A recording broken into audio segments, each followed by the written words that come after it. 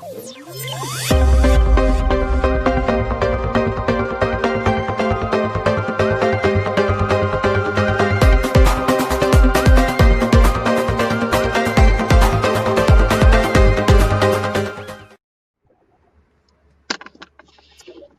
hello, viewers. Welcome to KDL TV Live show tonight.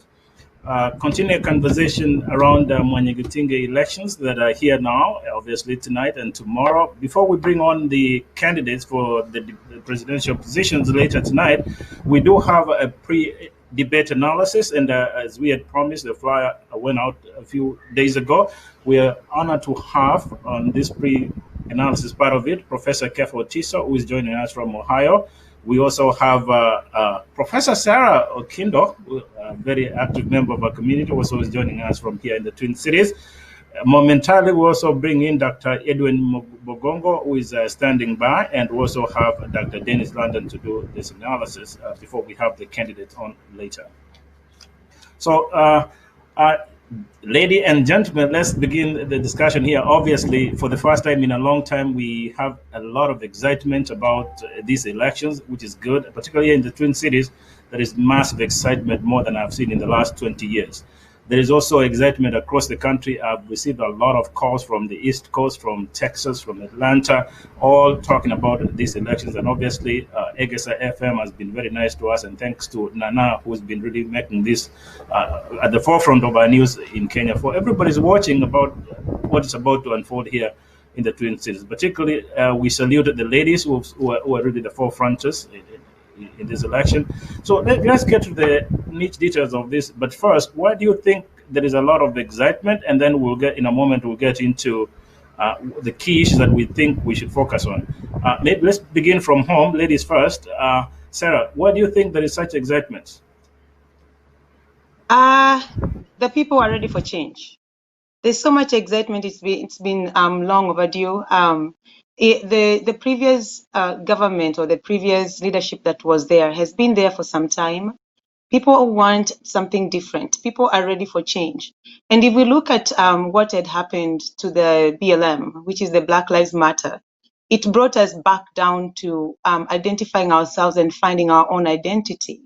And given that, we look at ourselves and we see that Mwanyagetinge is the one place or the one entity that can put us together. This is the one place where we can speak Ekegusi. This is the one place where we can voice our concerns, that each of us know what we are really going through. This is the one place that our children can relate to, and most of all, our parents who we have. And so I think for the most part, the excitement is to make something different out of this. The excitement is to make a better something from this year, from what has happened this year. So I share with you in the intuition that honestly out here there is so much excitement. About 700 people have registered, I guess. So yeah. Sarah, and then Kefa. Kefa, one thing I want to say before we even begin, people don't know that you don't live here in the Twin Cities. I think most people think you live somewhere in Brooklyn Park because you're pretty much in every discussion on the social media, every social issue around here. You've been very active, but I think people should know that you're really joining us from Ohio, but you've been at the forefront of the issues affecting our community, and you've been on the show before. From your perspective, why do you think there's so much excitement? Well, I guess my beginning point is the reason I'm active is that I'm a product of Minnesota. I went to school at the U of M for almost 6-7 years, and I have a lot of family and friends. And actually, when I look at where I come from in Gusi, most of my age mates are actually in Minnesota. So I'm kind of an orphan. So I have no choice but to contribute to debates in Minnesota. And of course, that includes yourself. And thanks for the able hosting. So if I can switch to why the excitement is there because we are living in times of a global wind of change. It's not just here. And whenever you see these types of movements in history, that means that we are in the fullness of time for a lot of change to happen, both in terms of the place of women, place of minorities, and some of the injustices that we have seen for a long time are being changed. So the other thing that is causing the excitement, obviously we have 2 women candidates for president. And that by itself has obviously brought a lot of women to caused a lot of women to register, which normally doesn't happen because most of the time women don't, sometimes when they don't see themselves represented in the candidates, they don't register. So now that has changed. And you can even tie that to the continuation of the Me Too movement that has been going on in the US in the last few years. And then finally, I think COVID-19 and the lockdown that we have all gone through has kind of cut us off a little bit from Kenya. So for the first time, people realize that, hey, you can never count on Kenya. COVID might come and lock you here permanently. So if that is the case, we better put quite a bit of focus on our US home. So I think those are some of the factors. There are many more, but those are some of the factors. Okay, Kefa, I'm going to stick with you a moment and then I'll get to Sarah. Just to note for our viewers, and sometimes it's important for us to celebrate ourselves, right? You are a son of Minnesota, you're a son of Omogusi, but in Ohio, you also work, I think you're the commissioner of new African immigrants in the government of Ohio. I think that's a massive achievement, and we as a community should really celebrate. So you do this on a daily basis, talking on behalf of every immigrant. I think it will befit the conversation that one of our own can give us a first-hand analysis why it's very, very important for us to focus on these elections, and so that after Sunday, we move forward in a very positive and united way. So from your take, what are the specific issues that you think, generally speaking, we should really be focusing on? When I look at these candidates, I'll be looking for leaders that satisfy a number of criteria. I have about 4 or 5 of them I'd like to run down very, very quickly.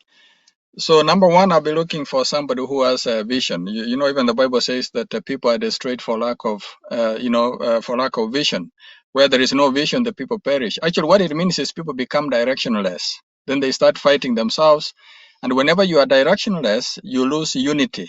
And therefore, when you don't have unity, you are never able to achieve much. Remember, there's also another place in the Bible says that God blesses unity, not disunity. Whenever people hear unity, they should know that we're not talking of sameness. We are talking of unity of purpose. So the first one is looking for a leader that has vision, because without vision, people become directionless, and that person's leadership also becomes directionless. Now, the person who has unity, who has vision, automatically brings the community together, therefore makes the community to be united around purpose, not sameness. And that kind of unity, by the way, also makes it possible for every member of society to also contribute something to the bigger purpose, which is going on. The other thing that I look for is people that have understanding. So for example, in the Bible, there is a section in 2 Chronicles 12:32 where it references men of Issachar who understood the times they were living in and knew what Israel should do. So in my case, I'm reading it as people that understand the times we live in as Mwanyagetinge and have a sense of what we should do. How should we respond? You know. So notice that actually that ties also into vision very strongly. You understand the times and you know what we should do. So we don't want a vision that is at odds with the times we live in. We need a vision that is concrete with the times that we live in, and people who know what we should do to move forward. There are a lot of visions in terms of taking people back, like infighting and those types of things. But we need the type of understanding and the type of vision that actually moves people forward. The other thing that I'll be looking for is somebody that actually can be able to represent us to the larger community and has an ability to articulate, our issues well to the larger community. So as you're looking at the candidates, ask yourself, if this person was in the state legislature, can they be able to articulate the issues of the Gusii community in Minnesota effectively? And if we were even to send them to Congress down the road, are they able to articulate these issues well in a manner that actually people will understand and be able to take us seriously? So we don't want a candidate that goes forward and makes us look like we don't know what we're doing. By the way, I deal with that on an everyday basis, and I'm glad you referenced my job at the Ohio New African Immigrants Commission. This morning, for example, we were in meetings looking at how should the state of Ohio respond to COVID-19 within the African immigrant community. So it's your job to speak for African immigrants, leave alone Kenyans, you know. So you have to be taken seriously, and we're looking for people like that. So in my case, in particular, I'm looking at somebody in 2 years' time we can actually sponsor to run for either the Minnesota legislature or the U.S. Congress. It's a shame that we have so many people, many Kenyans in Minneapolis, and we are nowhere to be seen in some of the serious positions of leadership. So that's what we would be thinking. Assess this person as somebody who can actually go higher, you know. And then the other thing I'm looking for is somebody who, among other things, shows the kind of knowledge that actually allows them to be effective. Remember, there's another thing that the Bible says: "My people are destroyed for lack of knowledge, because they have rejected knowledge." You know, so we need candidates that are knowledgeable, candidates that actually are teachable. You know, and somebody who rejects knowledge is actually unteachable. And when somebody is unteachable, they cannot learn anything new. And when they cannot learn anything new, those are basically dangerous people to follow. They become blind. And we don't want to be led by blind people. We want to be led by people that actually have a vision. So another one here very quickly is that if you look at the number of Kenyans in the US in 2018, according to the US Census, there were about 147,000 of us. The 2020 census is going to show that actually we are slightly more than that. And 50% of these people are in management positions because actually we're one of the most educated people in the country right now. African immigrants in general are some of the most educated. So the thing you need to understand is that when you front people that don't have vision and don't have knowledge and don't have these types of things, and by the way, when I'm talking about knowledge, I'm not necessarily talking about book knowledge, but you can actually look at somebody and know that this is a wise person, that they are actually improving themselves, they are reading, they are aware, you know. When you don't front the best in your society, you actually reject the best ideas from some of the people that actually can help the society most. 50% of us work in management positions. So ask yourself, is this person I'm voting for going to bring out the most strong people in our community in terms of finances, in terms of ideas, people that work in Wall Street, people that work in Washington? For example, remember one of the staffers that is actually working for candidate Joe Biden is actually a Kenyan. So is this person that I'm voting for going to allow me to be taken seriously by the likes of the incoming president of the United States? We have a lot of senior Kenyans in Silicon Valley. Is this person going to allow me to be taken seriously as a community? Are they going to open doors for some of the young people that we are raising in this country? Are they going to help them get internships and those types of things? Because we cannot just keep talking about, our kids are getting in trouble and what. The question becomes, what is the role model that you're putting in front of them? These are some of the things that we're going to mention. And then finally here, as we keep mudslinging, which is why I'm so much against mudslinging, the Ghanaians have bought a bank in Chicago. Yeah? Where is our bank? This is why you've heard me talk about a credit union in Minneapolis. In fact, why I was even encouraging people to register in large numbers so that we have the numbers to be able to use to register a credit union. So the Ghanaians already have a bank in Chicago. So which of these candidates can actually help us to get there? Let's even take it to Gusii. 40% of the remittances that leave the US to Kenya go through Gusii. They are basically sent from Minneapolis, Texas, and these are places that are dominated by Abagusi people. So a lot of this money goes to Kisii town, but it's not managed by a Gusii bank. Yeah, there's no Mwanyagetinge bank in Kisii town. There's one that Nyachai owns, but that's about the only one. So the question becomes, as we start networking, for example, with Egesa FM, we need somebody who can help us to organize the larger Gusii diaspora. That's also, by the way, one of the answers to the question you were raising earlier. I live in Ohio. Why am I interested in politics in Minneapolis? Because I see this as a core group of the Gusii diaspora, that if in fact it was organized, it becomes the beachhead from which we can organize Dallas, which by the way has more Gusii people than Minneapolis in a sense, which then allows us to organize New Jersey, and then we can organize the rest of the Gusii diaspora globally and even in Nairobi, and be able to have the kinds of changes that we need to see in the community. The last point here is this. The Gusii have traditionally loved, they like to say, Abamura, we want Abamura. As you are voting, please understand that Omomura in 2020 is not necessarily a male. Omomura, in the interpretation of 2020, is somebody that has an ability, is somebody that is able, So you don't want a male that is unable. And this is not to speak ill of, let's say, our male candidate. I'm just saying that we should assess the three candidates from the perspective of, are they able? Abanabamura, and therefore, and I say that because sometimes we disregard the best leaders because maybe they are female, So, and I'm not suggesting necessarily they are for these three candidates, but we don't want to discount an able leader because she's female, because we think that Omomura has to be a male. Omomura is simply anybody who is able. So assess the three candidates, and those are some of the things that I'll be looking at when, for example, I vote. So remember also, if you're looking for women, there are some things that women have shown to be better at. For example, women are more consultative. And therefore they are likely to have a bigger community vision that actually includes more people. They tend not to be overconfident, and we all know, you can look around this country, you can look in Washington and see what an ignorant, overconfident male that has no vision can do. I'm not going to use names, but use your brain. All right. So we'd rather have a lady who has vision and who has understanding than have, quote unquote, a male that is not able to lead. So those are some of the things that I'll be looking for myself. As people vote. Understand, we gave Kefa more airtime, Sarah, because Kefa won't be joining us in the post-debate analysis, and we wanted to have that big picture of what is it that really we're looking for in a leader. And I think, as I said in the intro there, the excitement is not just within the Twin Cities here in Minneapolis and St. Paul, but the excitement is all across the country. But again, based on what the professor is really saying, politics is also local.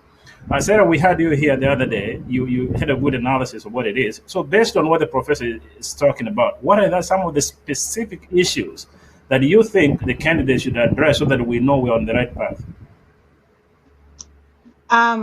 The biggest one is unity. We are diverse. And as Professor Otiso really put it candidly, that there's more than 100,000 Kenyans in the United States. If we look at how many Kisses we are here in Minnesota, we're just not even a quarter of the people who've been registered to Mwanyagetinge. Unity is the one thing.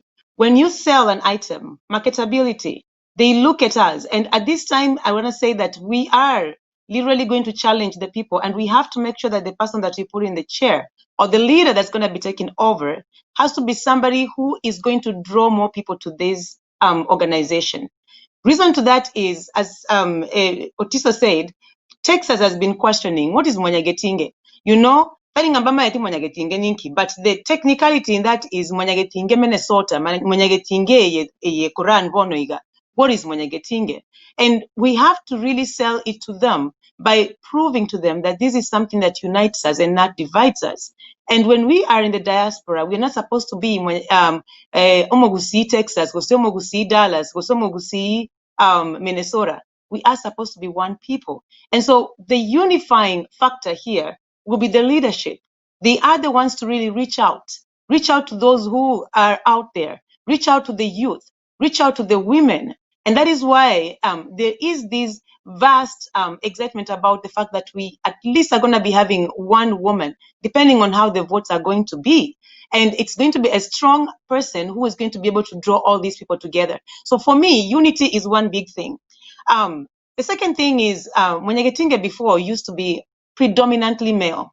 People who used to attend meetings. I used to go there all the time. I mean, politics for me is something that is so close to my heart because I believe that it affects even my child. However much we might try to stay away from it, politics is not just kupiga kelele or just making noise in the air. It is more about addressing issues that affect us. And when we are part of the system, it's better than being silent, because being silent also is part of the problem. So when you involve yourself, and this is a cry to the women out there, when you involve yourself in the organizations you have, for example, now Mwanyagetinge, you are involving yourself and you're being part of the solution. And more than that, this is going to affect your children. My kids are now growing up. If I were to bring them to something they can identify themselves as Omogusi, where would I take them?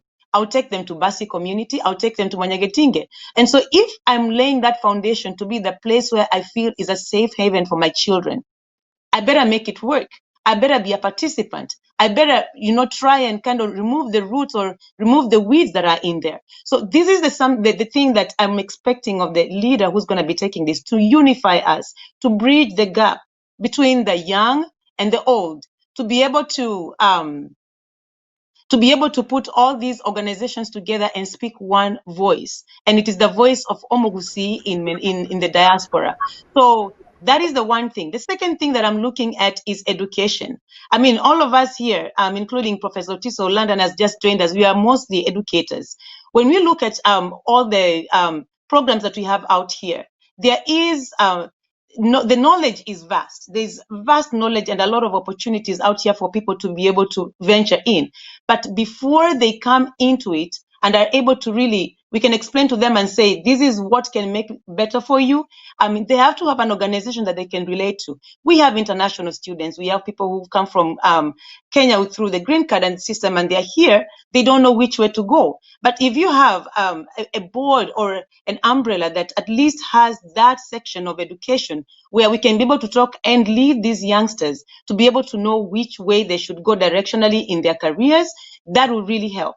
That is my second point. My third and last point, you know, when we look at the entity that puts us together, we are all encompassed and we all come from families.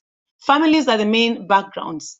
Families are the ones that put us together. Somebody commented elsewhere in the social media and said, we do not expect an organization to come and speak the words or be able to cater for the problems that are existing in families. But one thing I want to respond to that is, a leader is somebody who gives direction.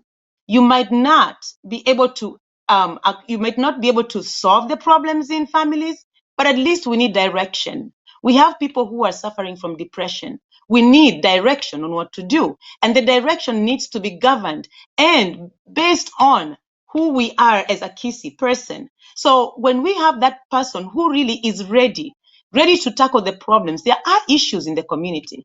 And let's not see these, at the end of the day, after they win, after the day is done and they've come in and they've won the day, literally speaking, we have to address the issues that are in the community. The issues are mental health. We are talking about joblessness. Right now, people have been affected by COVID. We are talking about international students who are here, who some of them may or might face some deportation because of the fact that they're not going to school. We are looking at immigration problems. We are looking at health problems. What are we going to do as a people? And who is ready to stand and put us together when we are going through this? So I am really, really hoping that when people are voting, they are not just voting to put somebody in the system. They're not just voting to put somebody on the seat. They are voting to put somebody who is going to accomplish what they speak. They are going to put somebody who's qualifiable. They're going to put somebody who can represent us anywhere that we put them, either in the state level or in the federal level. They are putting somebody who is ready to stand. When things go wrong, this person is going to say that I'm going to stand with my people regardless. They are putting somebody who is there to give their life, to give their time to the people of Mwanyagetinge, to the people of Kisses, to the whole world that are watching right now. They'll see a difference. Very good. I want to welcome Dr. Denis London in, but before I bring Dr. London, I'm sure we're going to make the best use of Kefa before he leaves, because he won't be joining us in the post-debate analysis. We'll have more time for Dr. London. So, Kefa, we know this really. Politics is emotive. We know there's excitement, and to be fair to the candidates, with the number of people who've registered, I don't think they expected the magnitude of registration that is what it is, and the attention that this has attracted across the country. To be fair to them, this is really pretty much beyond the expectation. And the truth is, when there are two contestants who are really excited the best, and I think we might say the front runners are the dead heat, if you will, the key point is that by the end of Sunday, there are people who are going to be very happy, and there are those ones who are going to be not so happy given that they didn't lose. And I think that is where we really should be very careful. From your end, Kefa, and I wish we had Professor Brian Oenga from, I think, Wisconsin. I remember the pain he had to drive here to the Minneapolis area to try to see if we could get a credit union, and unfortunately we didn't. He was so disappointed. I hope he watches this and we bring it back on board. So what do you think, Kefa, we should really be united after Sunday? No, the big reason is to focus on the issues, not personalities. They say that great minds discuss ideas, small minds discuss people. Yeah. So if you are simply coming here because you like Susan, because you like Hulda, because you like, is it Waro, Mr. Waro? Yeah. Then that's a wrong approach. What you want to be looking at is the ideas. And you should also be able to see that all these three candidates, presidential candidates, are not necessarily good in every idea. In fact, some of they actually all have strengths and weaknesses. The other thing to remember is that, we all like to think that, every one of us has been in a position where you pray for God to open a door and then he doesn't open a door and you think, oh, what a mistake. In life, it's important to understand that actually the no's that God gives you, and in some ways are even as more important than the yeses. So that if I'm the candidate who is not elected on Sunday, it is a signal that perhaps my talent, my gift, and my value to the community is going to be somewhere else. All right. So I shouldn't feel like I'm being rejected. I should actually see as a redirection. Rather than, oh, I lost because people rejected me. Not necessarily. It could be that it could be that it's actually not my time. Maybe next time around when I run, I'll be able to be elected. Or it could be that I should be running for city council. So if God had me a plan, had on plan for me to be in city council, and I succeed in Mwanyagetinge, I would actually lose direction. So it's actually in your best interest for God to say no to some things in order to guide you to the things that actually you should be doing. And therefore, that is how I read things. Anytime I'm disappointed, I ask myself, what have I learned from this? And then I also ask myself, what have I become in the process? Now, so the candidate who might not win, for example, out of this, maybe there are going to be two who are not going to win. They should actually look at it and evaluate, okay, what have I learned? I've had a chance to develop my communication skills. I was trying to communicate with the community. I've had a chance to articulate my vision.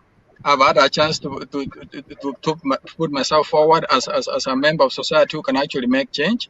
And if I don't get it on Sunday, I turn right around and actually start supporting the person who won. In fact, I would urge all these three candidates that as soon as you get elected, make sure these two people are actually in your advisory committee. And remember, whenever you win, celebrate lightly. Don't use it as an opportunity to run down anybody else. And by the way, it's not just that necessarily that you are any better. It's just that maybe God wants you to be the person now, but there's nothing to prevent him from getting somebody else, your competitor, to be the person tomorrow. So whenever you win, walk humbly. And whenever you lose, don't beat yourself down. And therefore, and of course, for the rest of the community, if you focus on the ideas, you will not be disappointed if your candidate does not win.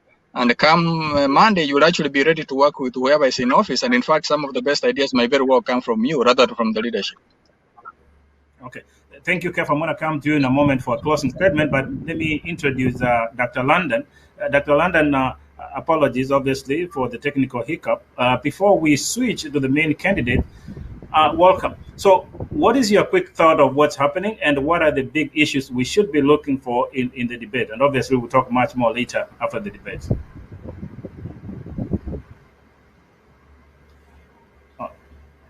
I think it's muted.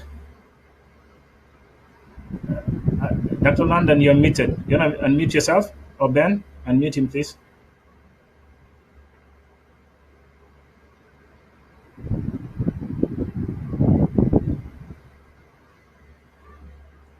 Dr. London, you are muted from your end.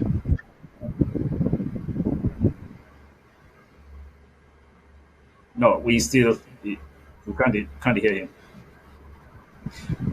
While you work to unmute him, Ben, let's have Kefa make his closing statement so that we let him go and we'll talk to him. London, are you there? Yeah. Okay, go ahead, Kefa.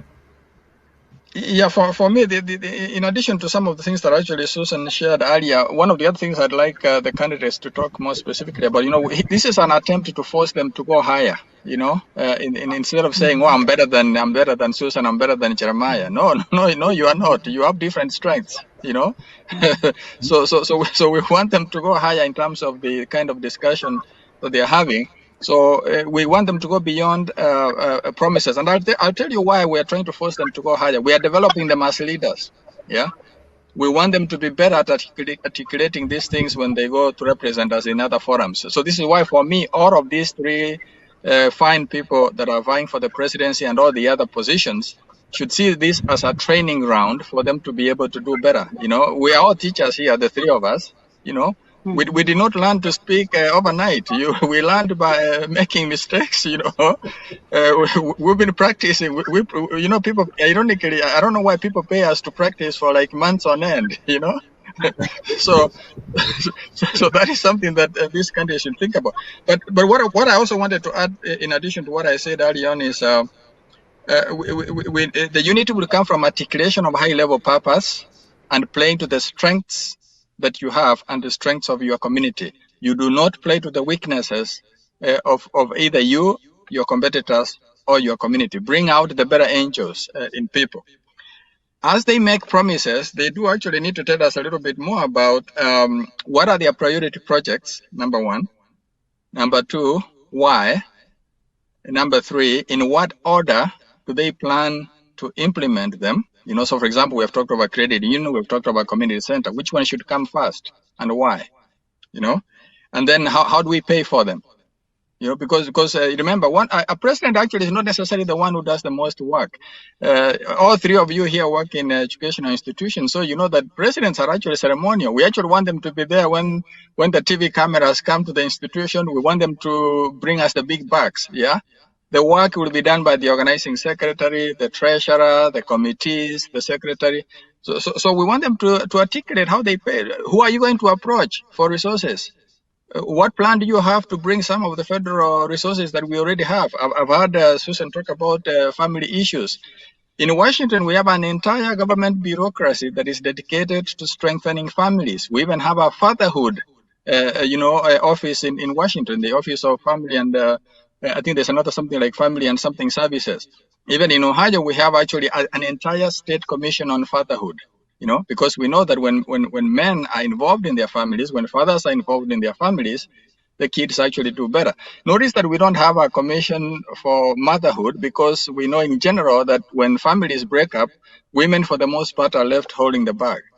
So the people we need to work on is actually the men to make sure that they get engaged. You don't have to live together, by the way, with your spouse if you don't like each other, but we do want you to be involved in the raising of your kids. And spouses, if you have decided to go apart, you must agree on raising kids, even though you don't like your former spouse. And do not use children as a ping pong ball to be kicking back and forth, back and forth. It is not their fault that you are living apart. But you have to agree on that. And ladies, sometimes I know that I hear some of you end up starting to badmouth your former husband. You need to stay as far as you can from that. Because when these kids grow up, they will actually turn on you. There is something that fathers bring to children that you cannot provide as a mother.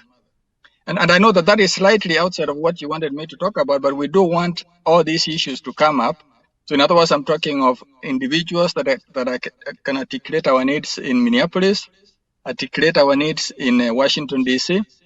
There are actually federal grants that we can apply for as early as next week to bring these resources to Minneapolis, and we need people that actually would be effective in being able to do some of these things. So whatever we do as leaders, as candidates, as Mwanyagetinge community, please go higher. Even those of you that read the Bible know that even the way John, the Apostle John was able to be shown revelation, the first thing God told him is come up higher. Because if you come up higher, you will see things that actually you cannot see when you are at the ground level. So we have to go up in our thinking. We have to develop ourselves. Remember, as a man thinks, so is he. Your life right now reflects the quality of your thoughts. If you don't like your life, you change your thoughts, change the information that is going on, which is why I said early on, people are destroyed for lack of knowledge, because if you consume knowledge well and you apply it well, it will change your thoughts. If it changes your thoughts, it changes your life. Speaking as that professor speaks. So, Dr. London, I apologize. Can you hear us, Dr. London? Then we're still having a problem with Dr. London. I can promise to give him more airtime in the post-debate analysis, and then Dr. Bogongo is standing by as well. But meanwhile, in 1 minute, Sarah, what should we be looking for so that we get the candidates ready for the show? Sarah. So right now, as Professor Otiso just summarized everything. I mean, for me, the one thing that I just talked about is just families. And the biggest part is we need to listen more to our children. We need to listen to them, because right now, as they are watching Mwanyagetinge elections go on, they're also questioning, what is this? What entity is this, and how can we relate to it? If we address issues that also touch them, talk about right now being in the house the whole time when we are at work, talk about right now being able to be leaders in the capacities that they are in. The candidates that are issuing, or they're going to be talking about this, I urge you to touch the base about what are you going to do about the current situation that we have. And as Professor Otiso put it, prioritization. What are you going to do first? What are you going to do last? Because it's not all going to be done at the same time. There are issues that can be dealt with first. There are issues that can be dealt with last. There is one thing that most of them, or all the three, are talking about, and that's a community center. I want to hear, how are you expecting to get these funds from the federal government? Because we can always say, we're going to get this, but how are you going to achieve that? Okay, some of them are talking about, I am going to make sure that the Kisi community is united. How are they going to be united? So when you are putting points forward, please explain how you are going to achieve that, because it is something that needs to be relatable. And most of all, in the nursing field, we look at achievable and doable. You can always put a point forward, but is it something that's going to be achievable? Because you can say, I'm going to do something. Is it going to take 5 years? Is it going to take 3 years? Is it going to take 10 years? Because meeting an expectation always has a timeline. So when you put something on your shoulder and you say you are going to do it, know that this is something that is going to take time.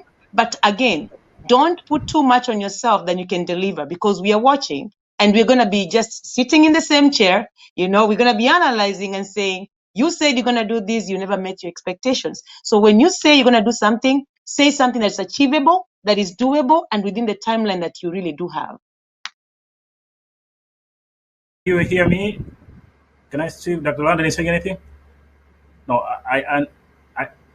no, sorry. Ben, we'll have to walk through to make sure that we can hear him. We miss you in this section, but we'll give you enough time afterwards so that we work on the technical part of it. So I think I'm going to end it here. Thank you, Sarah. Obviously, we'll see you in the post-debate analysis. Kefa, thank you so much. You have no idea how much you're so beloved here in Minneapolis. We will definitely want to have you back. If you could get Dr. Professor Brian Oenga, tell him there is fire here in Minneapolis. We want him live. You, Charles Manyara, those great sons of our land, so that we really steer this community forward. And it's because of you, that Professor Bagaka, Professor Onyango, all of you, I think Dr. Matunda Yanchama, who made us be what we are. So we really need to celebrate you, and we need to have you back on. So Professor Tito, thank you. Sarah, thank you. We'll see you right after the debate. So thank you again. We'll see you later. I did talk to Brian Oenga. Yes. Already, and I told him that he needs to reactivate the credit union team. So that is going to happen. And I was also going to apologize to Sarah. I've been calling her Susan. I don't know why. So please forgive me. Don't kill me. I can buy you goat meat next time, so we can sort this thing out. That's okay. Okay, guys. Right, thank you. Debate. Okay, thanks, guys. Okay. Okay. We'll see you later, Ben. We're done.